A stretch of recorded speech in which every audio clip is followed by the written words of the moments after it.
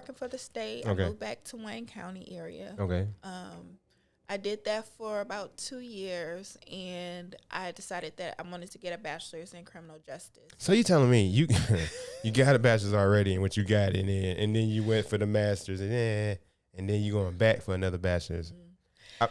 Well, because I wanted to go into child protective services. Okay. And my degree wasn't going to get me there. Right. And so I had Strengthen your job. Exactly. I got you. So I said, okay, well, I'll just go get this bachelor's. So I went to Baker Online. Nice. 4.0 student. Killing it. Time, yeah. Like, why can't everything be online? Exactly.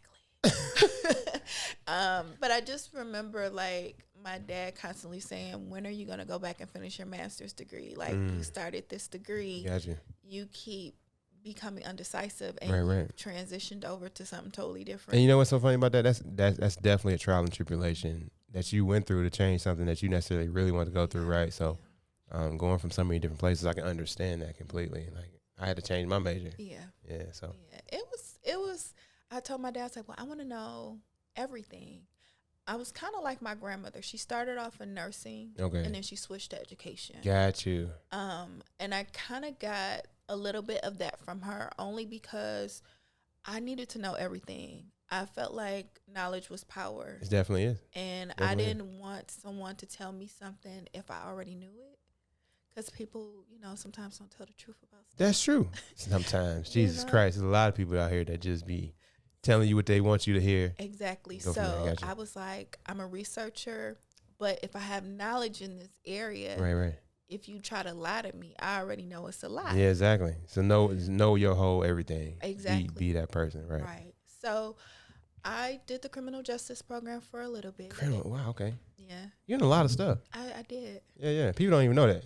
Now they do. No, now they do. But I did. Hey.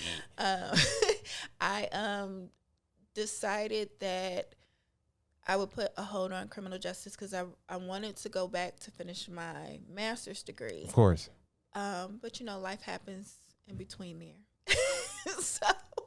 So I didn't go to school for a little bit. I kind of took a break. I was having, major burnout. Got you. Yeah, from going for so long and not even having that break, exactly. right? I tell my people I know, my family and friends, like, I'm guessing you don't understand, like, once you graduated, that postpartum is real for your mental health. Real talk. But you kept going, which we put our head down, do our thing. We got our educators behind us. We got our dad behind us, pushing us. Like, yo, don't forget about this and that. So you had to burn out. Yeah. Did that prolong? Of course, that prolonged you from going to get your master's, right? So that burnout became something that possibly became something more, right? Yeah. So that burnout, actually turned into more of a mental health thing for me. Got you. I had always suffered from mental health issues. Okay. What did that necessarily stem, or no, what? Go ahead. I'm sorry. Well, it stemmed from, so I was 8. I was molested at 8 by a cousin. Okay. I'll never forget. Sorry to hear that, Brenda. That's terrible. That day, what I was wearing that day. Mm. My mom, I was a tomboy, so I hated dressing up. But my mom was such a girly girl. Of course. You got to dress up as something. Gotcha. She always made sure her hair was done, and I just like being outside with the boys. Oh, yeah. And I got you. my dad would bring over a cousin of mine. His dad wasn't in the picture, and my grandmother was like, I don't know what to do with him. He's always getting in trouble. He's about 8 or 9 years older than me. So he was 16 at the time, and I was about 8. Interesting. It was at my house. My basement was kind of built out. My dad was, he was into remodeling homes. Gotcha. So we had an office in the back. So it was like our open basement, and then we had turned like a part of that into a laundry room. And then he had built a bathroom for himself because he was tired of sharing the bathroom with all women. Yeah. Which I can understand that. And then he had an office he was making. Gotcha. And so in the office at that time, there was like this workbench. And I'll never forget, my cousin was like, let's play a game. let's play hide and seek. Interesting. If I find you, you get a prize from me. And, 8 years old, naive. I'm like, okay, what kind of prize? Is it candy? Right. Or, Nigga, I'm 8. The fuck you mean? Excuse my language. So, the fuck you mean? Fucking was prize. like sitting there like, Damn what is the prize? So I won a couple times. And he said, well, come into the back office and I'm going to give you your surprise. And I'm like, well, what's back here? My dad doesn't want us playing in here. Right. You like, man, where with my daddy? And so he said, well, I'm going to show it to you. So he picked me up and put me on the bench. And I said, okay, well, what do you have to show me? Like, why am I up here? And the next thing I remember, like, my stockings were ripped. He had pulled my underwear down. He had pulled out his whatever. Private right, parts. Got you. And he was like, let me show you what the present is. And I just remember my dad coming down the stairs right at that moment, because he was getting really aggressive and touchy-feely, and I was getting really uncomfortable. Of course. As you should. As anybody should have ate. And so my dad came down, and he was upset because we were in the office. Right. And I just remember, like, hurriedly, like, pulling up everything because I didn't want my dad upset with me, thinking I was in there doing something I wasn't supposed to do. And I just remember after that, I was just always uncomfortable around men. Of course. Understand. That's definitely traumatizing shit. Yeah. I started having nightmares. They always say, bedwetting stops at a certain time. Mine's carried on for maybe about a year or two after that. I was scared. I was having nightmares. I was scared to, change around men. Got you. I just really, for a long time, developed being very shy and very quiet because I was always threatened to keep the secret. Definitely. And I mean, I didn't even realize that bedwetting, whatever the case may be, right, is a trigger until I got shit this year. Yeah. I had no idea. Yeah, it was a major trigger for me. My mom couldn't understand, like, I used to be kind of social when I was younger. Gotcha. And then she couldn't understand, like, why I started going backwards. Like, Right, I was becoming very reserved. And they don't understand it. They're just thinking, like, oh, she just Right. going through her little thing, Exactly. whatever. I get it. And then when I turned 13, it started to get worse. I was being bullied at the private school. What was the name of that private school again? Karstiki. Why do I think I went for like quick? Did y'all have to say the Star Spangled Banner at the beginning? That and the Pledge of Allegiance. That one. And the prayer. Damn, I went there. The first grade, and I said, you know what? I didn't go first grade. Oh. I was there kindergarten, and then I went to McKinney, and then I went back to. Oh, I got lucky then. I couldn't do it. I was one of them bad kids, had ADHD and shit. I swear. They didn't play. I couldn't even go on the. I was like, why can't I go out? They were like, no, not you, brother. I know they had a tendency to do that. Anyways, 13. I'm sorry. Yeah, so I was 13, and they were like, this guy was like bullying me. Like I wasn't popular. Like I was really quiet, right. really shy. To yourself, right. But I had so I have flat feet, so I don't have any arch in my ankles. No, there's nothing wrong with that. Look, they need to work on the sand. When you walk on the sand, it's right. on the point. I got you. So flat feet mercy. I had to have arches in my shoes, and I was going blind, so I had to get bifocal glasses. Back then, they didn't do cute glasses. No, they just had them thick old things. Big old glasses. Big old plastic things. Exactly. What? But I just needed them to read with. And just to read? Just to read. So did you have the string around? I did. Yeah. Well, my mom said if I lost them, I was gonna be in trouble, so I had. No, I got you. No, I'm not. Look, my mom still loses her dang on glasses, and I say, look, I'm gonna get you the string around your neck. She said, I don't want that. Ain't attractive. Right, exactly. Who you looking out good for? Mess with you. So you lost some glasses. He kept messing with you. Got you. And then the summer before, I had my hair broke off because I was learning how to use curling irons. Nice. You was using too much heat. I was. Yeah. And I grew up around a lot of women too. I ended up having a haircut that wasn't very flattering. That's tough. So I was getting bullied, like left and right. And I'll never forget the boy in my class, very popular at the time, came up to me and he said, I think I was talking about marrying somebody. And he said, well, you're never going to get married. And you're too fat and ugly for anyone to ever want to date you. What? And I internalized that because it just took me back to when I was 8. Of course. And another uncomfortable moment, of course. Exactly. Right. Kids don't even know. Adults don't even know. But I got you. I'm sorry. And it definitely traumatized me because I developed bulimia. I had an eating disorder. I Interesting. wouldn't eat at lunch. I wouldn't eat breakfast. I stopped eating dinner. On the days I was being monitored, I would eat and then, go to the bathroom. Do it all up. Yep. Yep. Because I didn't want to get fat. Right. I kept saying, well, he said I was fat. Mm-hmm. He said I was ugly, and I don't want to be fat. I got caught maybe about 6 or 7 months later. Lunchroom teacher caught me. She said, I noticed that you throw your lunch away, or I noticed that after you eat, you go to the restroom. Mm-hmm. Good job, whoever that was. Yes. You can shout her out if you want to. I don't remember. Oh, okay. Thank you, Lord, for sending an angel down. Yes. There you go. So they notified my parents, and I was required to go to therapy at 13. Therapy at 13, okay. Yes. Because they wanted to know what the root of why I decided to do all that. I got you. They didn't understand it. And I actually enjoyed therapy, but my dad was not a fan of it. He was a strong believer in you keep your personal issues to inside. Yourself. That's old school. Where you from? Detroit. You from Detroit? Mm-hmm. Where's family from? Down south? Yep. There you go. His dad was like that. You keep it in the house. You keep it private. Yeah. Definitely know that. And I remember at 13, the psychiatrist did say I was showing signs of depression at that time.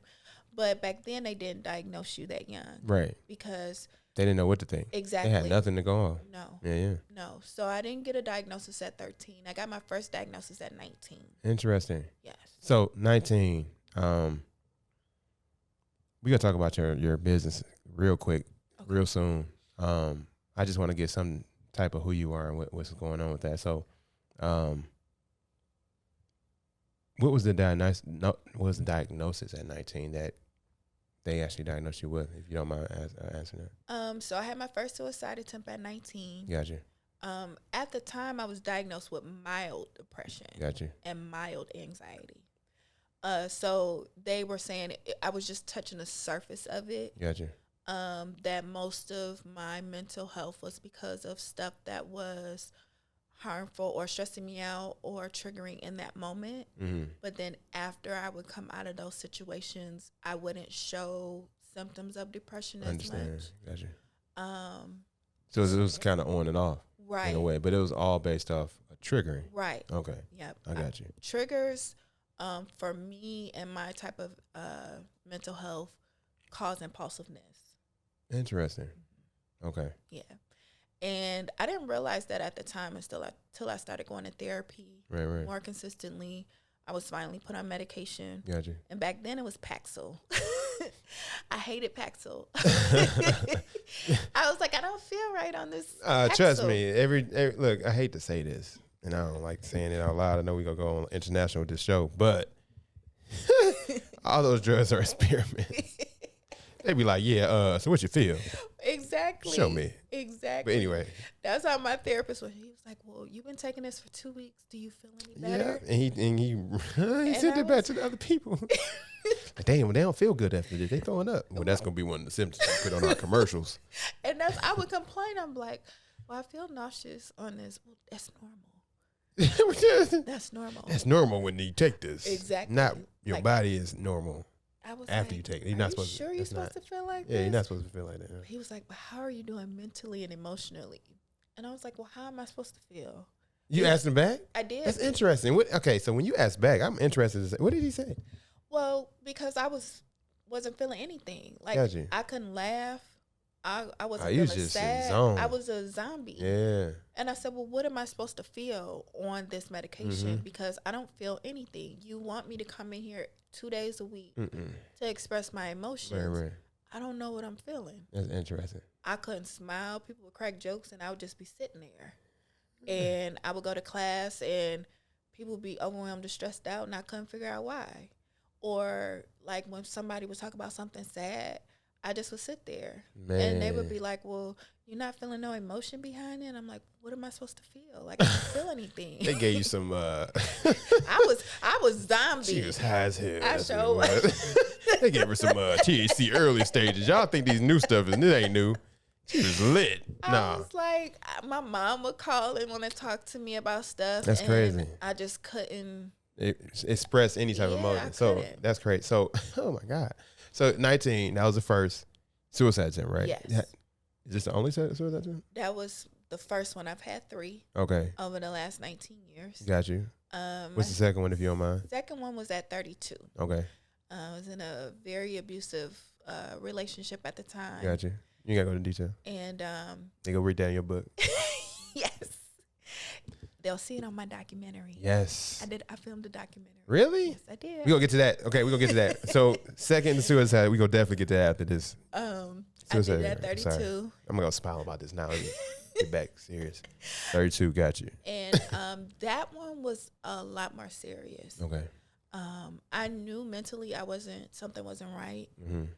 After I had slipped my wrist, I checked myself into the hospital. So you checked yourself into the hospital after you slit your wrist, and that was from probably the relationship that you had, which is probably, is it abusive? Was it? It was very abusive, verbally and physically. Got you.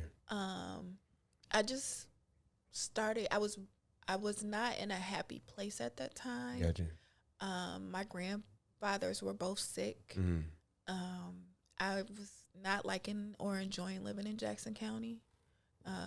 Sorry, Jackson. Yeah, sorry. I mean, that prison up there don't help shit. It was like, why am I here? You take it right, you like something ain't right. Something ain't right to the right. That whole energy. No offense. Like it's that whole energy. It's just weird. Yeah. I'm not saying I don't go to Jackson. I love you, Jackson. Shout out to my man. All right, bro. It's gonna be different, but yeah. Oh yeah, he gonna kill it. Yeah. Shout out to him. Shout out to Daniel Mahoney. That's my guy. Go ahead. Sorry. When I was there, like even my working for the state up there, being a minority, yes, and being an educated minority was very hard. Yes. I felt targeted a lot, and so with all of that, especially in that small town, exactly. Yeah. It just got my mental health just started to decline. Like I didn't have a lot of friends. I had lost a lot of friends. Gotcha. Moving up there, and they thought 30 minutes was long. 30 minutes was long, but on top of that, my boyfriend at the time, he had a way of making you want to cut people off. Gotcha. That's a part of the exactly. Yeah. So he would be like, "Well, why do you want to talk to this person? And why do you want to do this? This person isn't good for you." And so mentally, he kind of had shut it control down in a way. Yeah. I got you. My last attempt was May 25th of this year. 22. Yes. Okay. I was very overwhelmed. My grandmother had died 2 weeks after my birthday. Sorry to hear that, first and foremost. I ended up planning her funeral by myself because my mom couldn't handle it. I understand that. And my sisters, they did what they could. My aunt and I call him my grandmother's son, but Gotcha. my uncle was not very involved in the planning stages. Okay. And so I had stated that I really don't do well with death. That's always been my thing. That's my thing. I don't do well with death at all. And I knew my grandmother was going to transition because she was 89 and she had really bad dementia. Gotcha. But mentally in my mind, I wasn't ready for it. I understand. Plus going through probably some other things. You probably did Yeah. third attempt, right? So Yeah. you're going through that with your family. Exactly. And then, I had a stressful job right. at the time, and I was transitioning positions to a different, back to my original career as a case manager. Gotcha. And I had rekindled with my ex from high school. I understand. And I had found out, some devastating news. Like I buried my grandmother on March 5th. I ended up in intensive care with sepsis that same day. My organs were shutting down on me. And then I got out the hospital, and 2 weeks later, that guy that I rekindled with told me he had gotten someone else pregnant. And Bruh. Come on now. in that moment, I just mentally checked out. Understandable. I just remember him and I going back and forth for about a week. And then April 1st, I woke up and I was just feeling really suicidal that day because I just couldn't handle any more pain. Understand. I had 7 deaths over 7 years, including a family dog. Not the dog. Yeah, he died Christmas Day. Oh, I'm so sorry. I don't know what I do with my dog died. Oh my God. Well, dog died in general. God dang. But we had this dog for like forever. 16 years. What kind of dog was it? He was a Yorkie, but he held 16? on. Yes, he held on. I'm not going to get off topic. That's lit. Yeah. Well, he held on, but, you know, we had to put him down Christmas. And I just, between that and me having a miscarriage in 2019, I just had a lot of traumas I never cope with. Right. Couldn't shake it. Right. Because that's, I mean, one thing I think about when, I think about not necessarily just mental, but physical too, is more so like listen to your body, right? And like, if you don't listen to your body and you don't necessarily, I'm not saying you didn't listen per se, but if you got so many other things going on at the same time, you can lose track of anything, right? Oh, yeah. I feel like once I got out of the hospital and then once I found out that news, mentally I had just checked out of life. I couldn't like cope or grasp the reality. What's is really going on. Right. Yeah. Of my situation. So it's kind of like I was working outside of my body. That's how it's like looking at yourself in a dream. Exactly. Yeah. And I was like, this is a nightmare. Like, I can't get out of it. I understand. And I just remember April 1st, I woke up and I said, I cannot continue to live like this. Like, this is too much. Gotcha. Yeah, maybe it's my time to go home too. And I just remember, I don't know what possessed me to get on Facebook, but I guess I just got tired of keeping everything quiet. Right. Because people were constantly putting their emotions into you and feelings on me. And I'm like, instead of just listening. Exactly. Yeah, like, I'm hanging on by a thread. What do you mean? Just listen to me. Just give me a hug. I don't even want to hear what you got to say. Talk. Yeah. I just, you know what I mean? Just chill. But I don't think people understood that because I always present well. So I can get dressed up. I can put makeup on. I can do my hair. Facebook and be cool. Get on Facebook, crack jokes, share memes, whatever the case is. People would see me in person and I would be the same way, just have a smile. But then people didn't understand, like I would go home and have a mental breakdown at home. Yeah. And but it was starting to present itself in public. So I do remember getting on Facebook that morning saying that I had 38 beautiful years, but I was just tired of living in this kind of pain. And I just remember after that, I was like, maybe I should go to work. Gotcha. So I did. I got up and I went to work. And I said, okay, well, I'm going to see if I can make it through the day. I remember, like, my phone was just blowing up. Like, I was getting hundreds of DMs. Some people were Facebook calling me. Hey. I was getting text messages. A little out of the ordinary, huh? Man, I was getting emails. I was like, who's emailing me? But I just thought it was kind of strange because I was like, usually people don't pay that much attention to me. I get it. They do. They don't necessarily say it. I never noticed it. Yeah, you wouldn't. Usually I'm one of those people that I'm like, no, I always fade into the background. I got you. You know, people don't pay attention to me. So I was shocked that so many people had saw my status that day. Yeah. I honestly didn't think people would see it. And then, too, I didn't think people would care. Hey, look. You know, that's because huge. People put stuff on social media. And you don't think they care about And you don't think much. Saying. Exactly. Yeah. So I remember that day, like, I left work and I went home and I said, I'm just going to do a Facebook Live because I can't respond to all these messages at the same time. But I want people to know exactly what's going on. So I got on this live and I just was very vulnerable. I explained to them that I was suffering with really bad depression at that time. I was struggling with grief. I didn't necessarily go into what triggered that trauma at that time, but I did skim the surface of it. And I did mention that someone had told me some devastating news. Got you.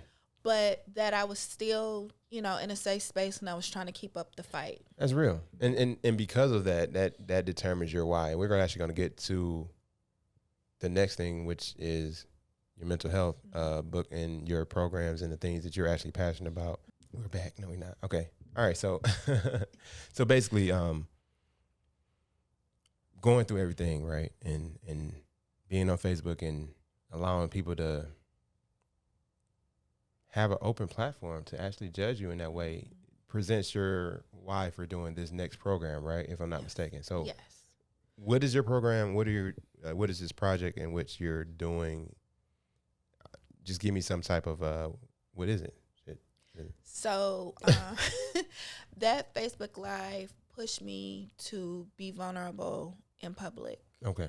Oftentimes mental health is swept under the rug. Gotcha. So a lot of people who suffer are silenced. They don't say anything.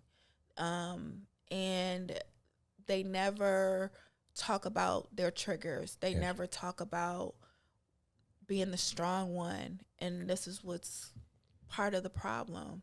But I realized, like, going live that day, I had a lot of DMs from people after the live saying, well, you saved my life today. I decided not to do self-harm today. I decided not to unalive myself today. Wow. Because you've given me a voice. You just said a word that I've never really heard. You said unalive. Unalive. That's, wow. It's a lot less sensitive than saying suicide. Gotcha. So I said, what do you mean? My story is what prevented you from unaliving yourself today? And they say yes, because you were my voice on this live. And it kind of struck me after that. I had people asking me to go to Facebook Live every single week. Wow. Like, they wanted me to share my journey every week. And I was like, well, do you all want to see my mental health struggles every week? Like, who wants to watch that? Hey, look. You saved people alive already. I was very confused. Matter of fact, your new name when I ever say, what up, is going to be Wonder Woman. Saving lives. No more Andrea. No. I was like, are you sure? Because you hear celebrities talk about mental health all the time. Yes. And Celebrities. So celebrities, right. Right. But you don't hear everyday people. Which, if you think about it, they're actually everyday people. We just put them on a pedestal. Exactly. So you're right. You're right. I'm sorry. Go ahead. And we don't have the platform. Right. Because nobody wants to talk about it. Hey, Facebook is Exactly. So I used my platform to build my brand. Gotcha. What's the name of the brand? It's called Healing Through Vulnerability. Is that it over there? Yes, it is. Let me see it. I know you got your stuff over there. So, watch yourself. So You said Healing Through Vulnerability. Y'all don't see this. Oh, she got a picture in the back too. Look at this. It's a nice little book right here. Yes. So okay, what is this? It's a mental health planner. You got a shirt too, right? Yeah, I have T-shirts. That's now available as well. Nice. Killing it. Okay. And what's this box over here, if you don't mind me asking? This box is a mental health self-care kit. What? A self-care kit for mental health? Yes. What types of things might be in a mental health self-care box? So in this box, they'll get, of course, a copy of my mental health journal and planner. It has journal prompts, affirmations in there. Okay. You could write whatever you want. It has mental health check-in list. Then there's a self-prescription pad in there. So if you're going to therapy and your therapist asks, what are you feeling today? Maybe you wrote it down on your prescription pad. What? There's high five sticky notes in there. I said I wanted high five sticky notes. I'm going to put it in my car. I have comfy socks, because usually when you take a bath, you want to put on something comfortable. Yeah. I have a bath bomb in there, 2 candles. Ooh, the tinkly feeling bath bombs? Mm-hmm. The ones you put in, Yeah, Instead of you, y'all adventurers out here just playing under the faucet. Right. There's a bath bomb in there. It's a bath bomb. You ain't got to worry about that. Nope. You get if you clueless, don't ask me about what it is. I have no idea. There's also body butter in there. Okay. It's like lavender body butter, things that help you relax. Nice. There's an affirmation pen. There's herbal tea. Oh yeah. And then there's a temperature type tumbler. So you can put hot and cold stuff in there and it'll last all day. Oh my God. And it has specially made, it's custom made with Okay. Healing Through Vulnerability on there. What? Yes. So is that sold on your? Do you have a page or? Yes, I have a website. Okay. It's HealingThroughVulnerability.com. Or if you're following me on Instagram, Healing Through Vulnerability, the link is in the bio. Okay. Everything is available for purchase. You can also book me for any speaking and engagements. Definitely. If you want to, have me come and share my story. Share your story, your what ifs, your whys, exactly, your everything like that. Exactly. Like, I mean, I'm glad you came on this show and Grace, Life Happens Radio with, your presence and everything that you're actually doing. So you got everything. You got HealingThroughVulnerability.com. You got Healing Through Vulnerability on IG. Yep. I also have a Facebook page as well, Healing Through Vulnerability. Okay. But I did turn my personal Facebook page into more of a public forum. Okay. But the main thing behind Healing Through Vulnerability is, I always say, I'm sharing my story to help save someone else while saving myself. Yeah. So, because when I share my story, it's healing for me. Definitely. Because I'm releasing the things that hurt. Mm-hmm. But it's not perfect. I still have moments. So You're essentially, human. exactly. Essentially, my mental health is playing out in public. Nice. So when I So have you're good days, exactly. It's everyday life. Everyday life. So one day at a time, of course, right? It's one day at a time, 1 minute at a time. I tell people all the time, I could wake up that morning and just not be okay. I may not have a great day, but I am waking up now with purpose. Healing Through Vulnerability is my divine purpose. Got you. I don't know if many people realize that a lot of women, especially in the last 6 months, have been unaliving themselves because of traumas and triggers. In fact, a 12-year-old girl unalived herself because she was being bullied at school. I've been seeing that lately about a lot of kids are doing it. And I talked to one of my friends and her daughter, which I call her my daughter because I know her forever. She always tells me about, this boy is bullying me, or they were saying this and that. And I'm so glad that she's strong enough to actually not only defend herself mentally, physically, if she had to, I'm pretty sure, but she also helps other kids to cope with that because they get teased or whatever. And you're like, I don't care how they look. Exactly. That's what it's supposed to be. So that's pretty sad. I think for me, what I'm trying to do besides break the stigma of mental illness and bring more conversation to it, because especially in our community, definitely, we don't talk about it. Never. And then when people have episodes, because of what people see in the news, you're shocked. It's like, well, I know for me, like my couple of instances where I've had a mental health crisis and been labeled as psycho and crazy. And or they automatically connect you as someone that's going to be like a serial killer or go, be a mass shooter or something. And I always have to kind of defend myself and go, well, I'm not that type of, there are some that are mentally checked out of life, but that's definitely not me. Right. Different types of clinic. Different types of clinical situations. I'm more prone to harm myself than other people. I don't have that character. But because of what recently happened to me with this ex from high school and what he did, I felt it was necessary to start bringing the conversation to the forefront. And blatantly, as you should. I mean, it's kind of crazy. If you haven't lived in the last 2 years, we did go through a quote unquote pandemic, right? So in that pandemic, we couldn't see nobody. We could see him on, a little Facebook or video or whatever the case may be, but we couldn't physically touch nobody, and that's huge. A human interaction is more important than we actually know. Right? It is. So, like, do you actually feel that this program, are you considered an outlet now? That's what Healing Through Vulnerability is. That's what I'm trying to build. Yeah. I want it to be a safe space Gotcha. for people to be able to express what they're going through, especially women. I feel like for women, especially Black women, we're always required to be strong in everything we do. And also change that. Don't even say Black. African American. African American women. Because Black is nothing but a status. White is nothing but a status. I consider myself as being white because my status is high. African American women, especially in our community. Yes, yes. We're always meant to take on so much. Gotcha. And when we have human reactions, then we're labeled. We're labeled as crazy. Mm-hmm. We're labeled as someone that's not logical or making sense. We're dragged on social media. For no reason. Dragged in front of, friends and things like that.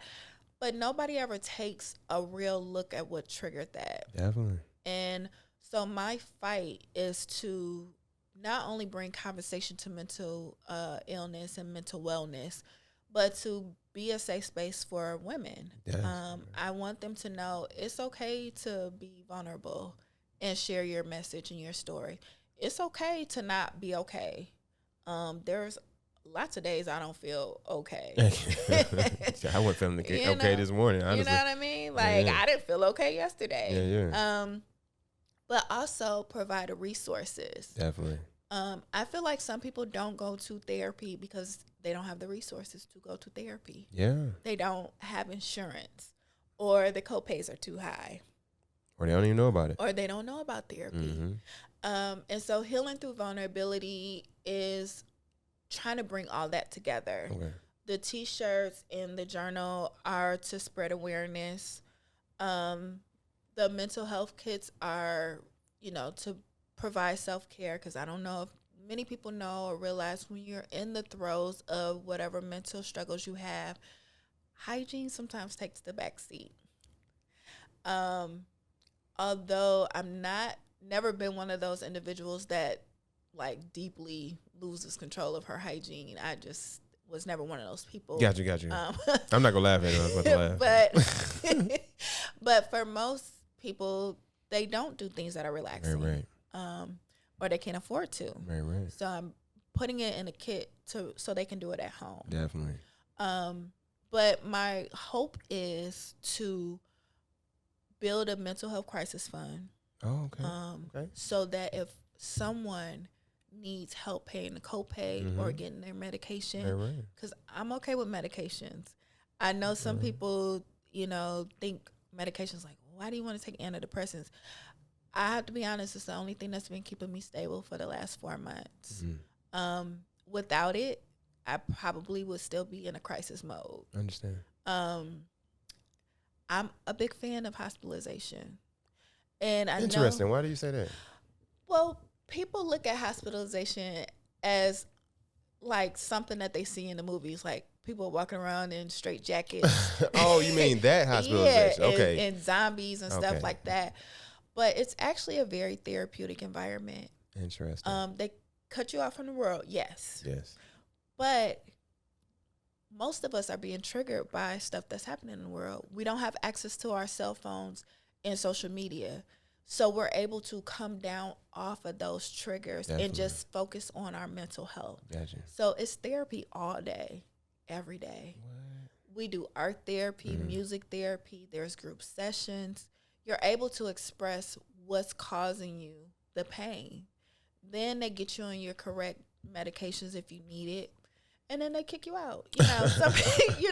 Some people think you're going to be just locked in there forever. Now, some people's statuses are a little bit, more where they need it. Right. Yeah, but majority of the people, which I learned the first time I was in one, they're just regular women just like me. Ah, okay. That's had a rough situation happen, and they needed more help. We just needed more help to cope.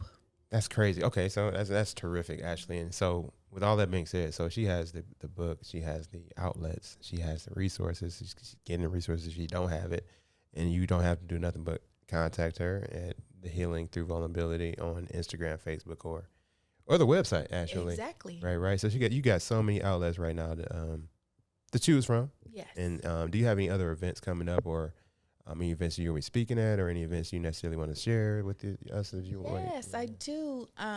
First, I want to give a shout out to my sister, Tanisha. Hi, Tanisha. Hi, Tanisha. She goes by Coach T. She's a mogul maker on Instagram. Oh, nice. She has an event space. Okay. What's the address? It is 28032 Warren Road. It's in Westland. Okay. Very nice event space. Please book her. She has a lot of stuff there. Content room, podcast room, co-working share place. It's really nice. Nice. I just recently spoke at a suicide awareness event. How was that? It was actually really good. There was different perspectives. Okay. I did share my story with that. Okay. I had a standing ovation. What? Look, I would stand right now. The camera not gonna get me if I stand up. I'm a little too tall. I had a standing ovation. I'll take that. And I also filmed a documentary. Really? I sat down and I told my entire story. We gotta get together. Yeah. Definitely. I wanted to share exactly what was going on with me. I wanted to share exactly what happened to me. Ah, that's huge. Because I didn't, I would throw cues out there on social media, but some stuff was just so hurtful that I couldn't share. So only certain people behind the scenes knew what was going on. I got you. But now that part of that legal situation is out of the way, I was able to sit down and share it. Hey, look, you could have shared it and then just released it later. So that is getting ready to drop. I was planning at the end of the month, but I decided to do more of a launch situation with it. Yes, that's smart. Yeah. Yes. So instead of just putting it on YouTube, I want to do a launch situation. Yeah. Get some sponsors going. Exactly. Right. You get some people in, you get some media in. I'll come down there and shoot some stuff. I got you. Let me know. So, but that's what I have going so far. I'm not currently, working full time. My brand and my business is my job. That's your full time. That is your full time. That is you're full time entrepreneur. Yep. Yeah. And it's like I said, it's been an interesting experience. Definitely. But I do want to be able to do more projects. I want to do more speaking engagements. Definitely. I want to do more podcasts. I want to do things on television. Shout out for me being the first podcast. Yes, my very first one. She don't even sound like it, do she? Anyway. My very first one. Yeah. Just because it's not for any fame or anything like that. No. It's really just to get the message out there. It's your passion, though. I'm very passionate. It's my divine purpose to spread awareness about mental illness. My hope and my prayer eventually is hoping that we can start breaking the stigma, that people will feel less silent. Definitely. And actually go get help. I'll take that all day. So I am a mental health advocate. I'm not a therapist. I'm not a counselor. I tell people all the time, I'm just someone that has struggles as well. And I'm an expert in it because I've lived with it. I still live with it. Hey, we are human, and exactly. we doing a good job. You're doing a great job, Thank honestly. you. I'm sorry. I have to commend you. A lot of respect. We all see each other on social media. Yeah. Everybody don't necessarily hang out because you know how it is. Time is time, right? But talking to you and actually getting to know you way better now is like, wow, okay. Somebody else I can actually have an outlet to talk to about something that I might just be going through just mentally. Like, yo, you should understand, or you would understand. Even if you don't understand, you're a listen. Right. So I appreciate you for actually even being out there, to being vulnerable, and healing through it, of course, right? Yes. we go plug everything, right? Yes, I have been healing through vulnerability. Hey. But like I tell people all the time, I'm an open book as much as I can be. I got you. I'll be as vulnerable as I can be, but most importantly, my mental health comes first. Definitely. So if I start feeling overwhelmed or very anxious about stuff, right, I have a tendency to want to just shut down a little bit. I understand. But that's how I cope. But I want people to realize that we all are struggling with the touch of something. But this year and my re-diagnosis because I just want to throw out what I was diagnosed with. Go ahead. So I was re-diagnosed with major depressive disorder, Okay. which is more of a severe version of depression, generalized anxiety, Gotcha. and complicated grief, which is a severe form of grief. Okay. Because I've never grieved any deaths. That's huge. Never. I even with my dad, although I shut down a little bit, I never really grieved his death. I'm not over what happened. Okay. My grandmother, I was really close to her. I'm not over what happened, you know. I can understand that. So, and then my miscarriage really took me for a loop. Mm. So, I've been through a lot in 38 years. 30 years, really a lot through 30 years. I kept my molestation a secret for years. As most people do. Yeah. But I started being more vocal about it because it's part of the healing process for me. Look at here. If nobody knows, and then you just so miraculously go away, nobody else gets help, right? So for you to actually do everything and still go through it. Yeah. I'm still going through it. I think that is what makes me unique because some people go through the situation and then they talk about it. Right. They don't go through the situation with the people that are actually struggling. So people have seen literally from day one to now. I even had someone say, I remember from 2016 when you were having a crisis then. But I was living kind of out loud. But now this year I've decided to just be more vocal with it. I want everyone to realize there are normal people who are very intelligent. Gotcha. That have normal lives that just cope differently. We cope differently. So I always have the saying, your mental health struggles don't define you. They are just a part of you. Gotcha. And so we just have to learn how to work through them. But I tell people all the time, I still fight every day. Every day I have to wake up and decide if life is worth going through for that day. I have to decide if today is a day I'm going to have purpose. And I always remember I do have purpose because if I don't talk about mental health, then are we going to see on the news again someone else who didn't have an outlet? You know, so whatever I can do to get people engaged is what I'm willing to do. And it's not easy. I mean, I've gotten so many critics. you know, Facebook critics. Exactly. Like, you know, you got God in your life. Why are you God in your life? doing that? I mean, look, God is wonderful. You know, he's great. Yeah. But I tell people all the time, you can't pray away mental health struggles. It does not work. I've tried that. That's huge. I understand people do holistic things. It doesn't always work for everybody. I did the holistic approach for 8 years. And for me, it did not work. Hey. And so I'm a believer in doing what you need to do to make sure you are mentally healthy. Definitely. Self comes first. Exactly. It's always self. Put yourself first. I have a history of putting others before me. Gotcha. And that's part of my struggle is I will see somebody else hurting. And regardless if I'm hurting, I'll put my pain to the back burner and deal with theirs. I got you. And you know what? That's why you're so unique. That's why this whole program is here now for you guys to actually go ahead and do and participate in. Definitely check her out, Miss Andrea Burks. I'm so glad to have you on the show. Thank you. Thank you for check having out, me. Oh, my God. No problems. Check out her merchandise, Healing Through Vulnerability on website. On Instagram, Healing Through Vulnerability. If you don't know how to spell it, I'll put it into my description. It's a long website. I'm so sorry. Hey, look, it's all right. Long as it works. Yes, it does. Right. Yes, please. I only say purchase the merchandise is because some of the proceeds from the merchandise is going to go towards the Mental Health Crisis Fund. Okay. It's also going to help go into building an actual space for people to come and do That's group huge. therapy. Yeah. So donate. Exactly. And purchase. And purchase. Definitely.